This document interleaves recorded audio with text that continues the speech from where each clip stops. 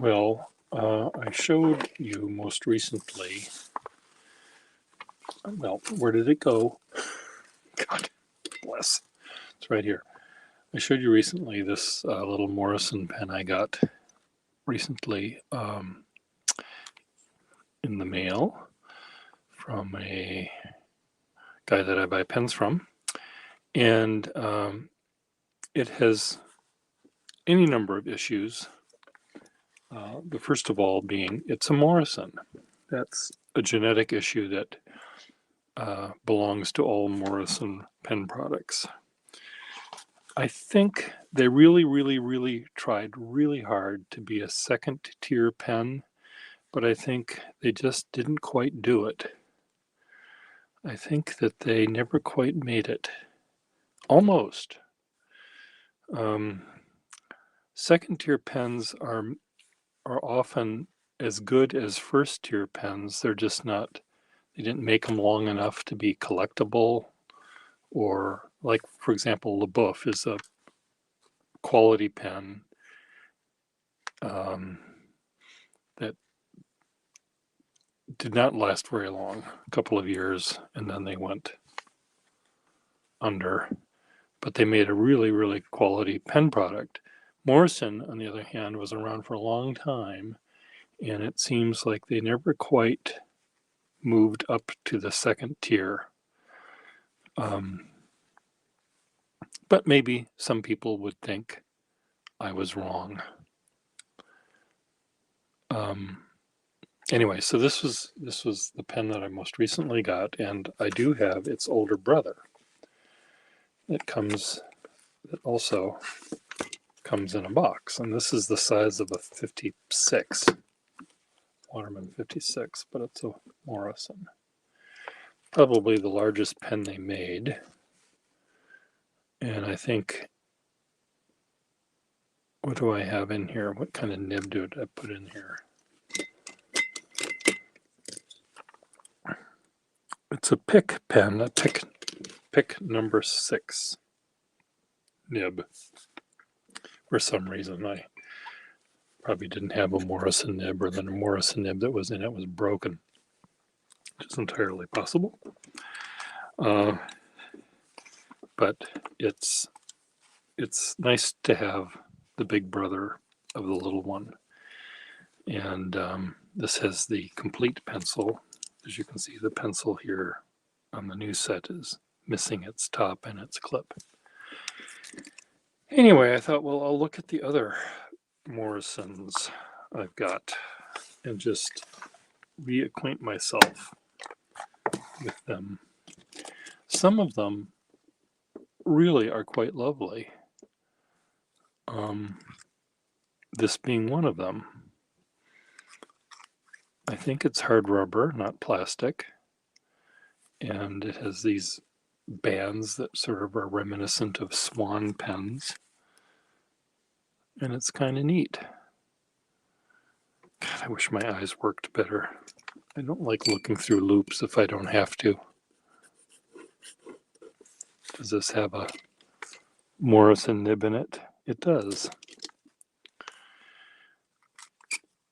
Their clips were not as well anchored as Waterman clips.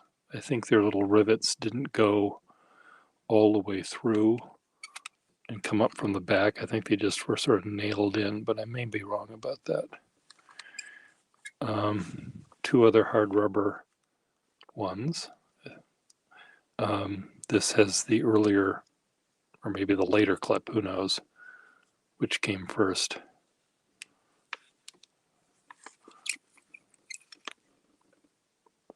The nibs always seem a little smaller. You undo the cap and you say, oh, you know that feeling where you unscrew the cap, and this nib seems correctly sized for this pen, where those other 2 seem a little less big. But they did make, pretty designs and all of that other kind of stuff that we like our pen companies to make. give us options. Is this a Morrison? It is. But as you can see on this one, for example, the plating is so poorly put on that it's rubs off very easily. Someone inscribed their initials by hand, M-A-H, Ma.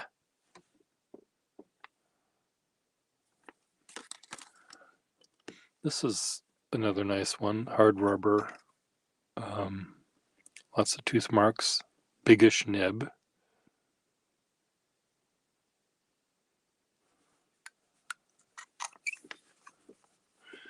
They sort of copied the Waterman lever box as well. Often you see second tier or third tier companies just downright copying something that someone else had done, which I always find a little less attractive. Imitation is not the sincerest form of flattery, but rather lazy man's approach to doing things. I like the little caps they're wearing, their little beanies.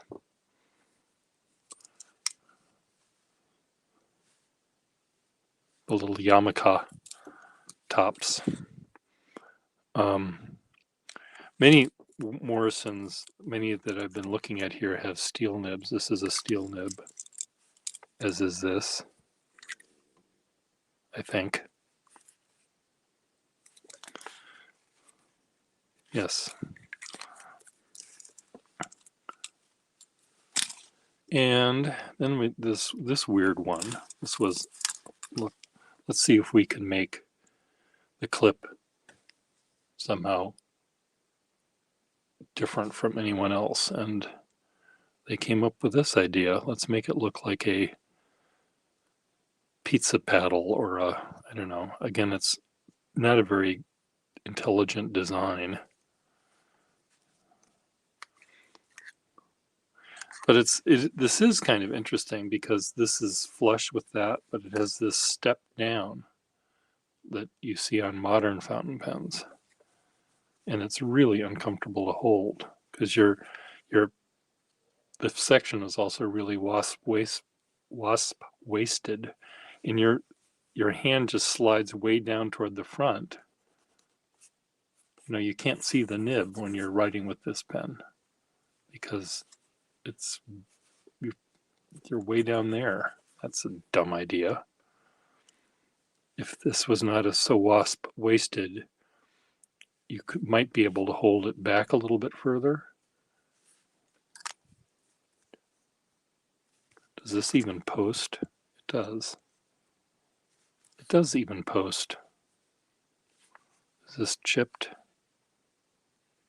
Yeah, this might have had a little bit more of a cap lip sticking out. No, it wouldn't have, because the way it's dumb. Okay, here we have a red, white, and blue cap on this one.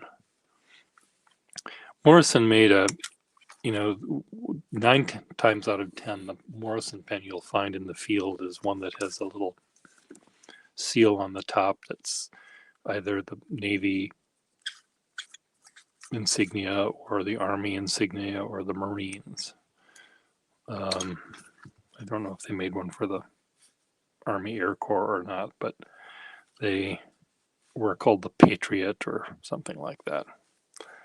The Morrison Tourist. They had all sorts of fun little names. This one is an olive drab, so you match your tank.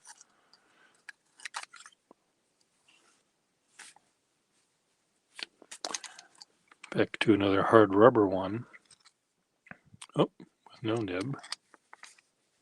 I thought that said a price sticker. Did that just, oh, here it is. There's the price sticker. What did this cost back in the olden days? 18 karat, 1/20th band, $4.50 this cost. That seems expensive. It's priced like a first-tier pen.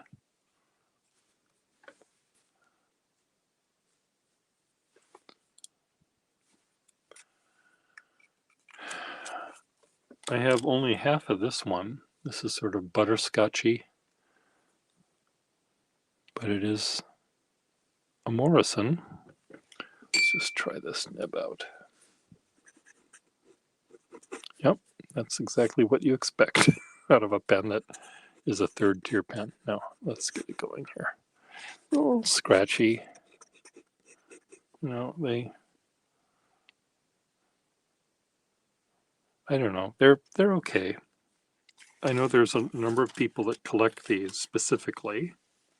There's 2 people in the Boston area that really like Morrison pens.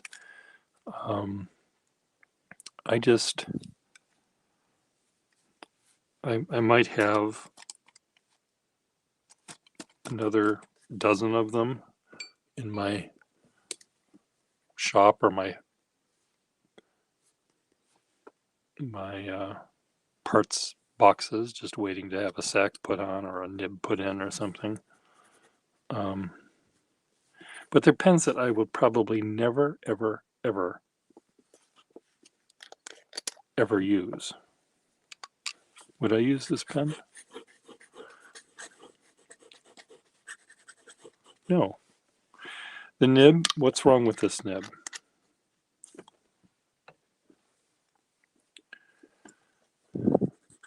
Has a little bit of flex. It's entirely, if this said Waterman on it, would I think differently of it? It just doesn't have the bounce that I expect a flexible nib to have. The ball of iridium on the end is just a little too bulbous.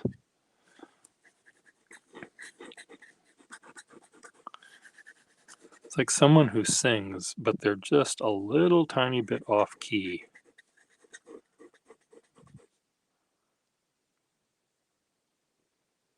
That's what this nib is like.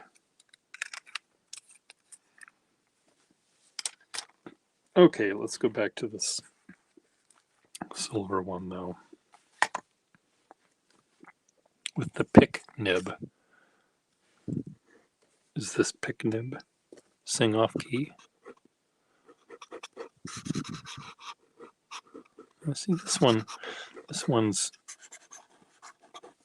just a little sharp, but not off key.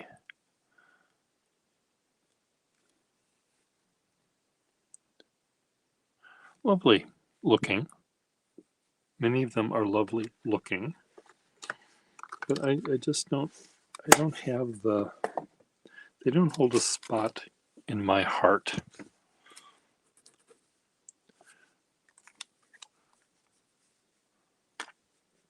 They're not dishonest. They're not trying to screw you, thinking maybe they are. Maybe they're trying to pretend to be a waterman here.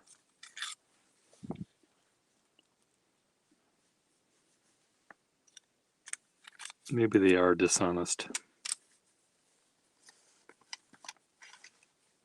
I do have one, it seems, in my collection that's bright chrome. It's just garishly chrome, and it makes my teeth hurt. It's like you're eating a candy bar and some of the tinfoil is in your mouth, causing your fillings to send sparks back and forth. But I may have sold that. Now, this is a nice nib. Is this a Morrison or is this something else?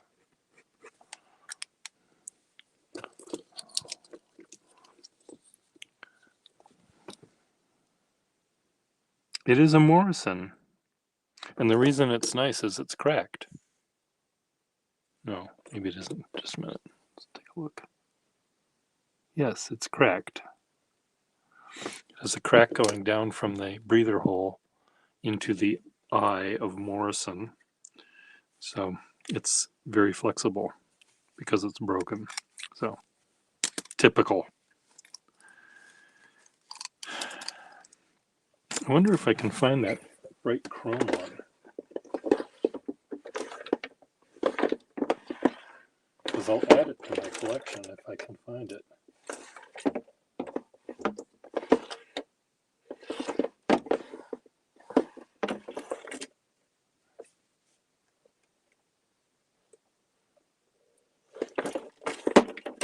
Only because, again, I wouldn't feel comfortable selling it.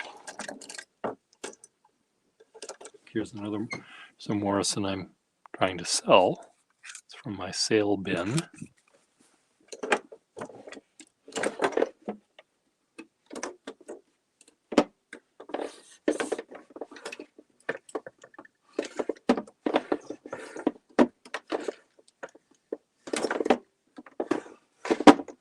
Come on, Peter. Where are you?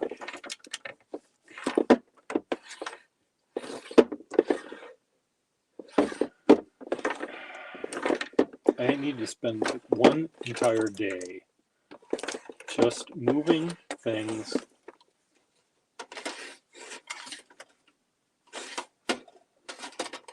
into the right spots.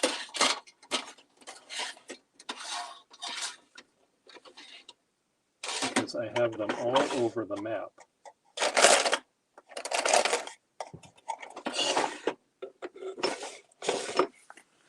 I have them everywhere.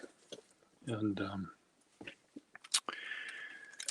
I should just throw all of the Schaefer pens in one box and do it with all the other pens I've got, so I know what I've got, and then sort them out.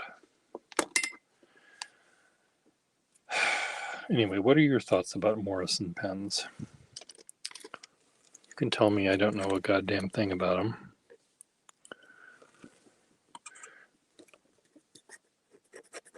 Like, who would, this nib, the only use for this nib is if you wanted to use it to cut paper. It's like an X-Acto blade. Very sharp.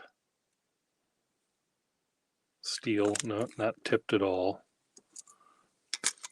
Useless, really, I think. Is this one any better? This is slightly smoother. I mean, it is smoother, but I don't think it's any better. Thoughts? Bye.